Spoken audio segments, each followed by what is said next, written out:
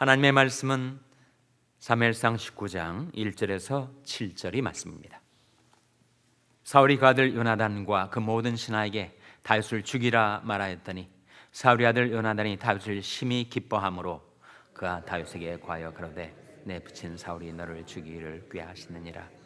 그러므로 이제 청하노니 아침에 조심하여 은밀한 곳에 숨어 있으라.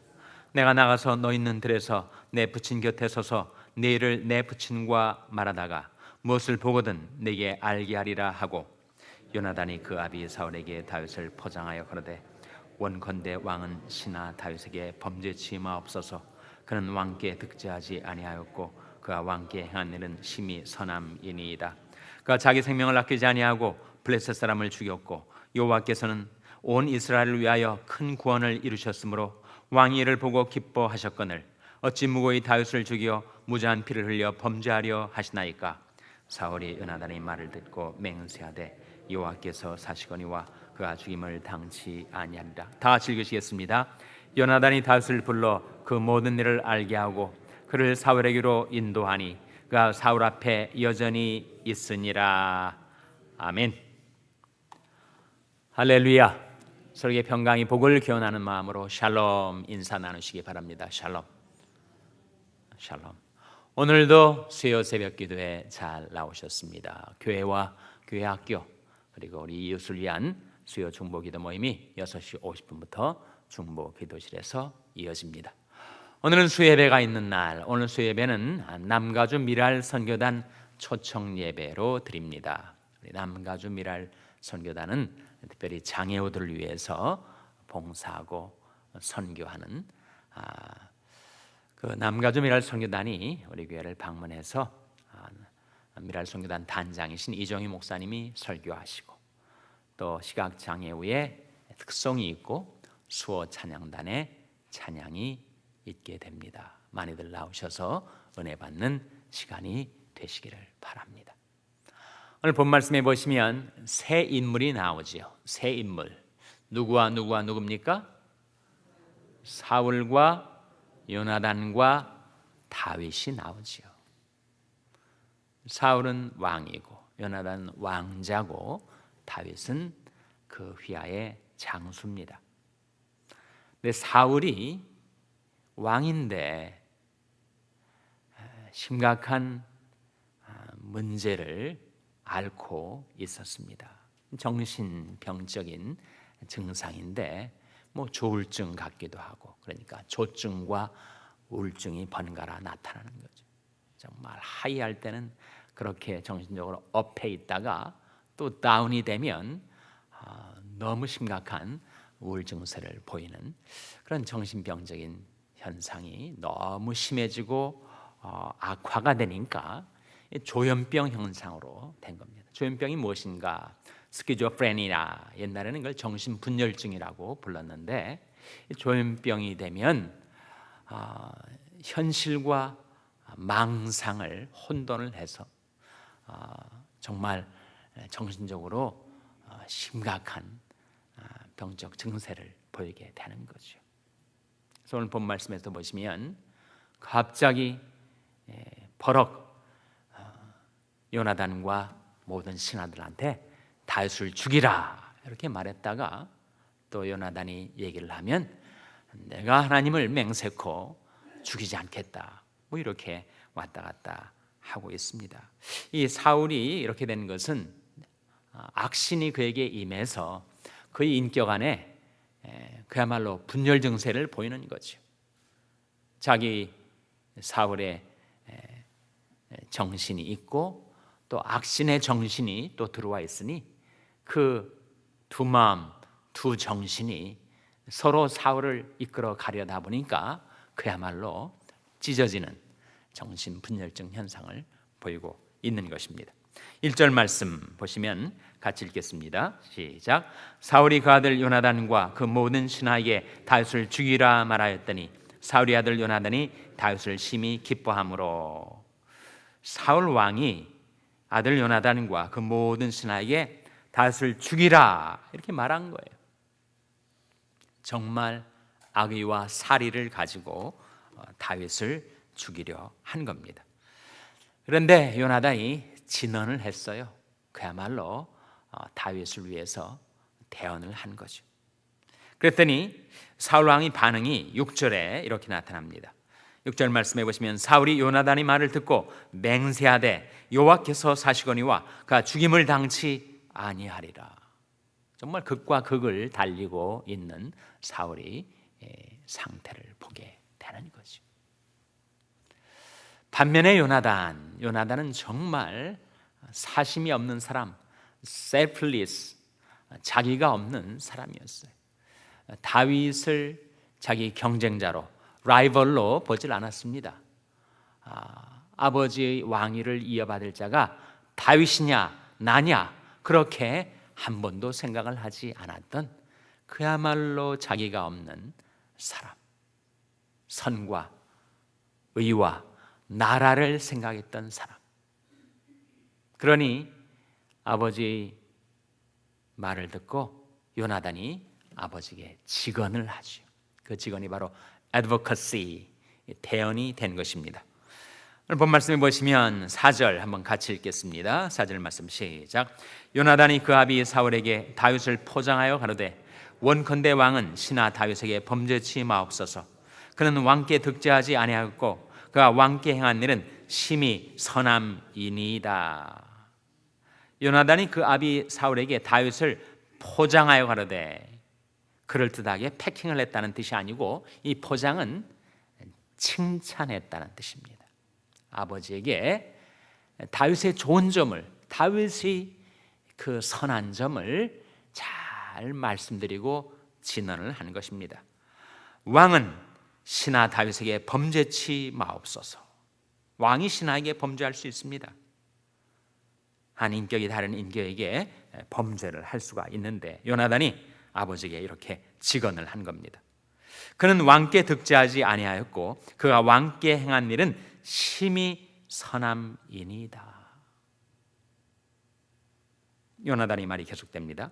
그가 자기 생명을, 즉 다윗이 자기 생명을 아끼지 아니하고 블레셋 사람을 죽였고 여호와께서는 온 이스라엘을 위하여 큰 구원을 이루셨으므로 왕이 이를 보고 기뻐하셨거늘 어찌 무고히 다윗을 죽여 무죄한 피를 흘려 범죄하려 하시나이까. 우리 요나단의 이 말이 정말 목숨 걸고 하는 말 아닙니까? 갑자기 왕이 진노해서 자기 아들이지만 저자를 죽이라 이렇게 반응할 수도 있었는데 나중에 또 그런 일이 나와요. 그런데 요나단이 선과 정의를 위해서라면, 그리고 나라를 위해서라면 사심없이 목숨 걸고 충성했던 다윗을 내가 살려내야 되겠다. 그런 결심으로, 그런 용기로 아버지에게 직언을 했는데, 물론 다윗을 위해서는 것이 바로 다윗을 위한 대언이 된 것입니다.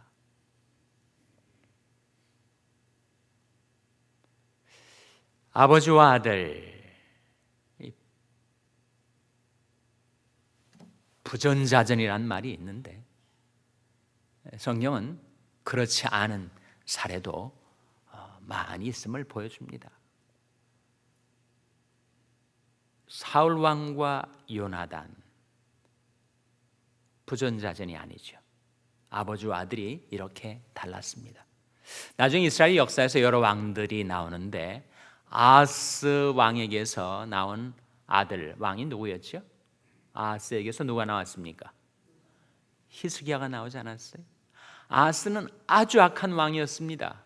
그러나 히스기야는 얼마나 선왕이었어요. 근데 정말 역사의 아이러니, 이 히스기야에서 또 누가 나왔어요? 히스기야의 아들이 누굽니까? 므낫세 아닙니까? 히스기야 같은 선왕에서 제일 악한 왕 므낫세가 태어났단 말이죠. 아니, 부전자전인 경우도 있고 아닌 경우도 있고. 무슨 차이인가? 사울과 요나단의 차이. 사울에게는 악신이 임했습니다. 요나단에게는 성신이 임한 거죠. 사울은 육신대로 행했습니다. 요나단은 성령에 이끌려서 행했죠. 사울에게 죄악이 틈탔습니다. 요나단에게는 말씀이 임했던 것이죠. 그것이 그런 차이를 낳습니다.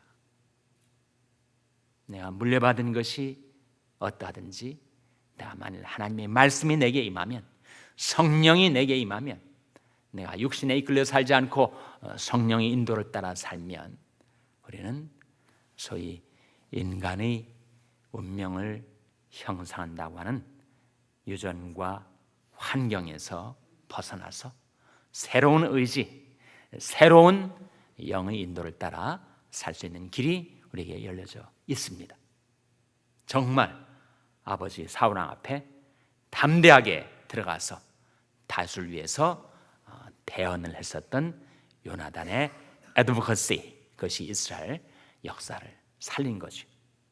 그래서 사울 왕과 다윗과 요나단 이 3인 중에서 다윗 편에서 보면 그를 목숨에서 건지기 위하여 하나님께서 요나단을 보내주신 거죠. 다윗을 위하여 하나님이 요나단을 공급해 주신 것입니다. 우리도 하나님이 공급하심, 하나님이 돌보심을 받아, 하나님이 프로비전이죠.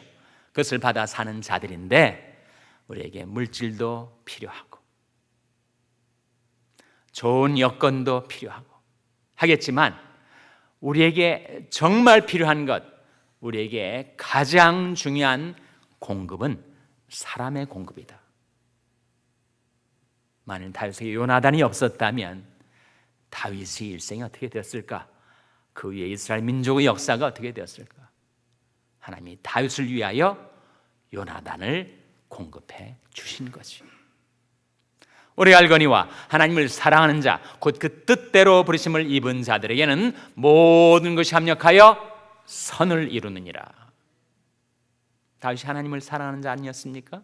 시편 18편 1절 말씀에 나의 힘이 되신 여호와여 내가 주를 사랑하나이다. 다윗이 하나님을 사랑하는 자였어요. 하나님의 뜻대로 부르심을 입은 자였습니다. 그래서 하나님께서 모든 것 합력하여 다윗을 위하여 선을 이루어 주신 것이죠.